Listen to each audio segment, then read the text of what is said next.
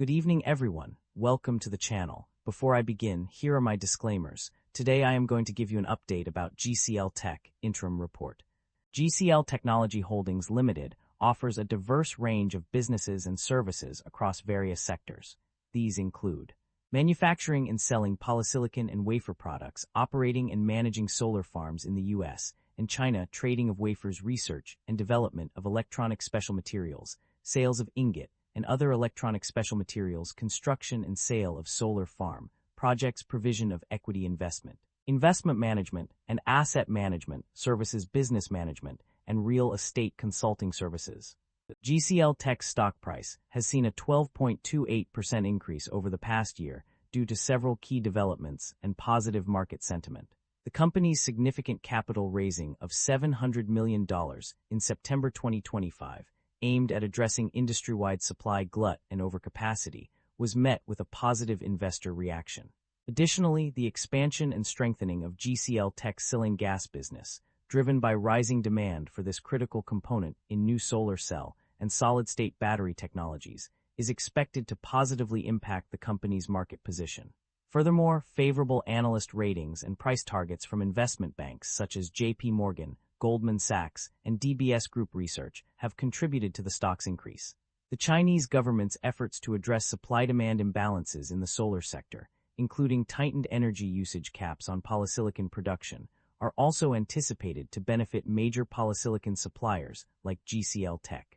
Overall, a combination of strategic capital raising, business expansion, positive analyst ratings, and government support have contributed to GCL TECH's stock price increase over the past year. The primary drivers of revenue growth or decline can be summarized as follows. Revenue decline drivers. The main driver of revenue decline is the decrease in average selling price of photovoltaic products. Additionally, significant declines were observed in sales of wafer, -66.8%, polysilicon -18.5%, electricity -26.6%, industrial silicon -34.6%, processing fees -43.4%, and others including ingots -47%. Revenue growth drivers. On the other hand, revenue growth is driven by an increase in average external selling price of solar material business, expansion of production capacity to 480,000 MT granular silicon, improved granular silicon quality, increased client loyalty and collaborative partnerships, and a surge in market share to 24.32% in the first half of 2025. The company's financial performance indicates a significant improvement in its ability to generate cash. The positive operating cash flow is primarily driven by the receipt of RMB 576,300,000 from an entrusted loan agreement. This influx of cash has contributed positively to the company's overall financial health, suggesting that it is capable of meeting its financial obligations and investing in future growth initiatives. The company's debt level and interest expenses have undergone significant changes over the past year. In terms of debt level, there has been a notable decrease. Total indebtedness dropped by 9.1% from RMB 19,096 million to RMB 17,680 million. Additionally, total bank and other borrowings decreased by RMB 409,175 from RMB 18,988,230 to RMB 17,579,055. Interest expenses have also seen a substantial decline. The company's interest expenses decreased by 15.3% from RMB 322,471 in 2024 to RMB 273,405 in 2025.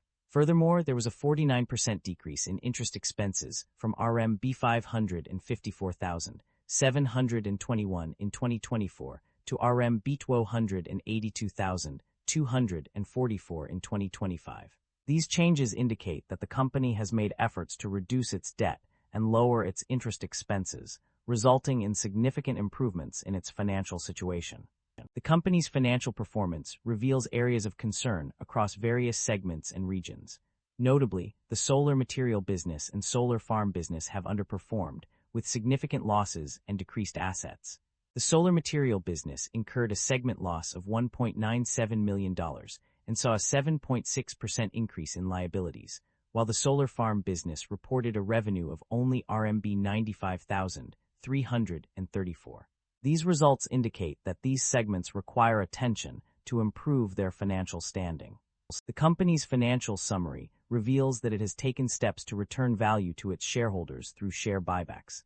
Specifically, the company has purchased and subsequently canceled shares, effectively reducing the number of outstanding shares on the market. However, there is no indication that the company has paid dividends to its shareholders in the past.